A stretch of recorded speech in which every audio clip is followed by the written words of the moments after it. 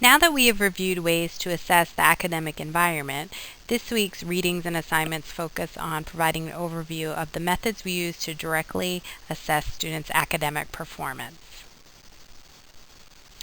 One way we can assess students' academic skills is through the use of norm reference tests. Norm reference tests are designed to make comparisons between students of the same age or grade.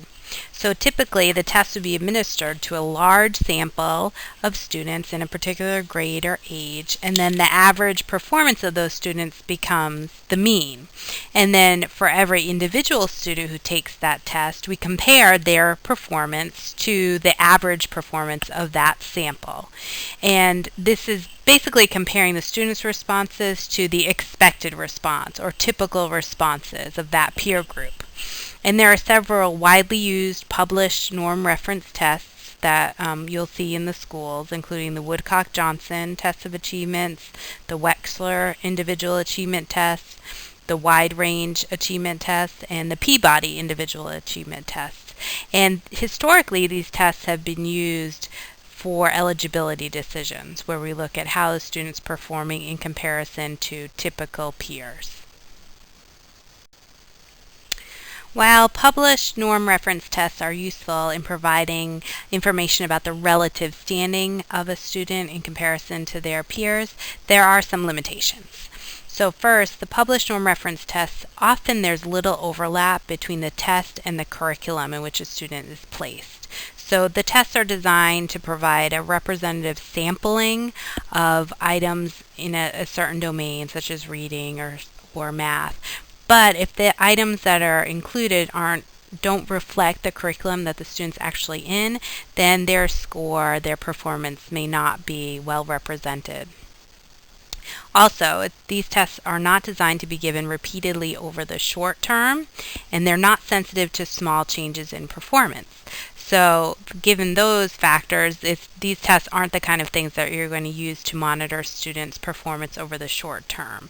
We can't give this test every week or even once a month to see how a student is making progress in the curriculum. And finally, they're not designed for instructional planning. Because they're including such a wide sampling of tasks within a skill domain, they're not really helpful for pinpointing where in the curriculum the student needs additional instruction or intervention. Criterion reference tests compare a student's performance to an absolute standard. So instead of comparing them to other peers' performance, it compares them to a standard that's been established for what it may mean for a student to demonstrate mastery, how many items they need to correct to provide evidence that they're proficient with the skill. So these include many of the statewide achievement tests that we use, and these tests may be useful for screening, so we could get a sense of who is not achieving at the level that we like. Also, can I identify strengths and weaknesses for individual students for areas that should be targeted for intervention. And it can be useful for program evaluation. So at the end of a school year, a district can look and see how many of its students are proficient with given skills and how many students need further support or development in areas.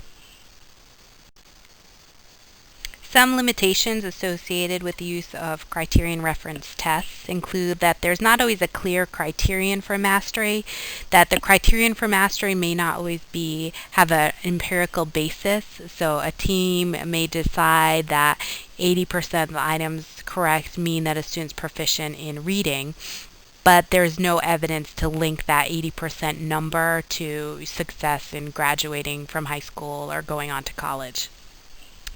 Just like with the norm reference test, there's the same problem of curriculum overlap. So when you're talking about a published criterion reference test that's commercially available, it may not overlap with the specific curriculum being used in a given school district. Also, like many of the norm reference tests, they're not designed to be given repeatedly over the short term and aren't sensitive to small changes in performance. So again, you're not going to be able to use this type of assessment to determine if your intervention is effective week to week. And while it can give you an idea of a student's strengths and weaknesses across different areas, it doesn't tell you what about the environment or instruction is supporting or getting in the way of that student making progress, which would be the most valuable information for developing intervention strategies. Curriculum-based assessment is another way to assess student skill, and it is designed to assess individuals with deficits in basic academic skills. So it's primarily used for students at elementary grades, but when you're dealing with a secondary student at the middle school or high school level with some obvious skill deficits in core academic areas, then the use of CBA is completely appropriate. So the principles of CBA are that you take material either directly or indirectly from the curriculum being taught, and you administer brief, repeatable assessments. And generally these assessments include skill probes that are often timed but can be untimed. But the idea here is that you can provide ongoing measurement of the student's performance so that you know that they're making progress or not, and that you can develop intervention plans, modify intervention plans based on your assessment results. Curriculum-based assessment can be classified into two forms: specific sub-skill mastery and also general outcome measurement. Specific sub-skill mastery models of CBA assess the distinct skills that are focus of instruction right now in the classroom. So this week, the class is working on these particular spelling words, then that is the focus of the assessment. And once competency at that skill is demonstrated, then you move on to a new skill in the curriculum and a new assessment. So if I'm working on the spelling words, once we've mastered that set of spelling words, I go on to a new set of spelling words and a new spelling test. And similarly, if we're looking at math facts, maybe right now in class we're working on the multiplication facts and we're on the threes tables and the fours. And then as we master those, we're going on to our 5 facts and our 6 facts.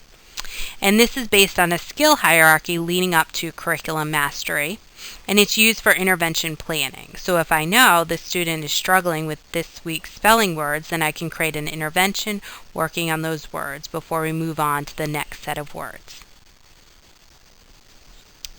In general outcome measurement models of CBA, we have a same standardized measure used across curricular objectives. So this is in contrast to the specific sub-skill mastery. Here we don't change our assessment method with changes in the curriculum or instructional targets.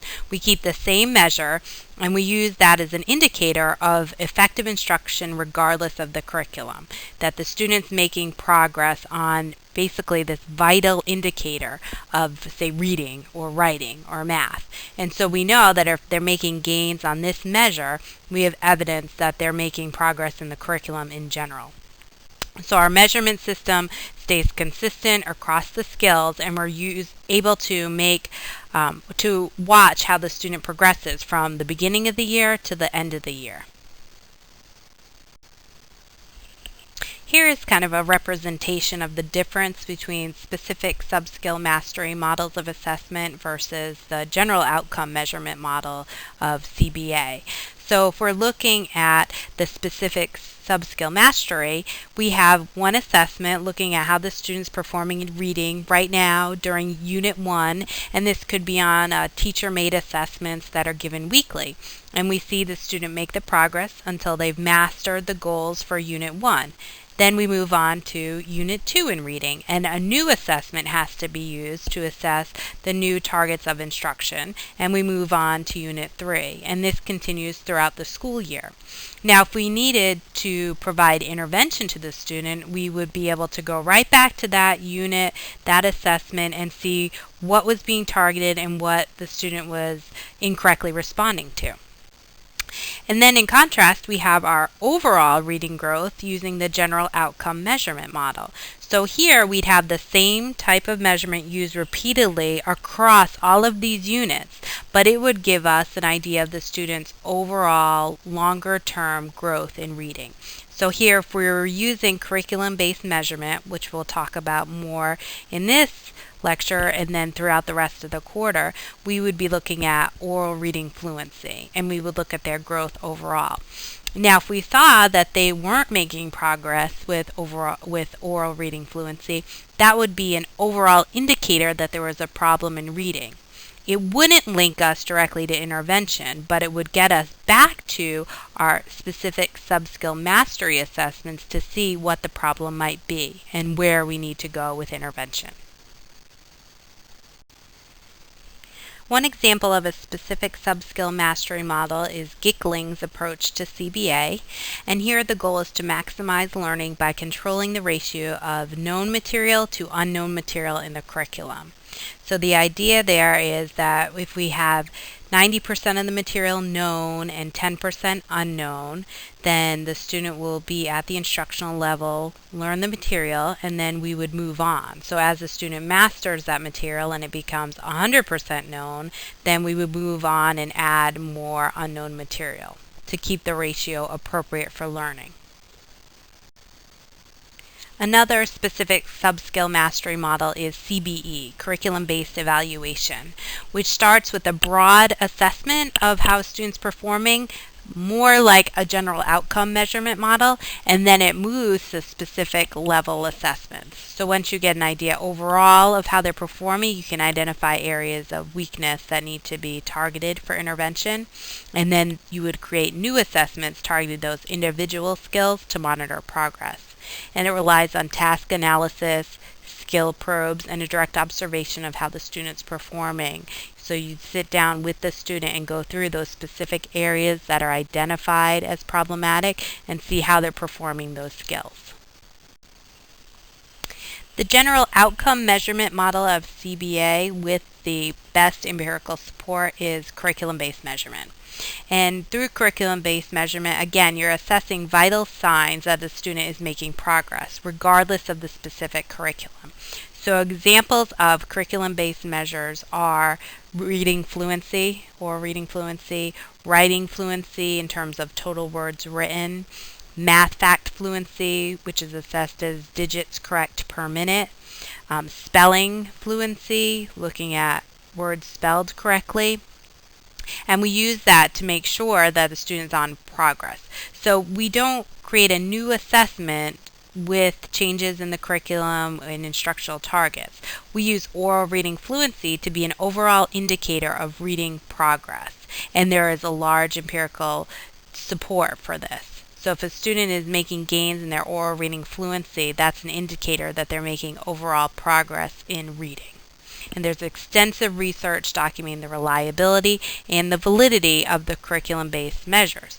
So this quarter, for the rest of our time together, we are going to learn the specific CBM measures for reading, writing and spelling, and math.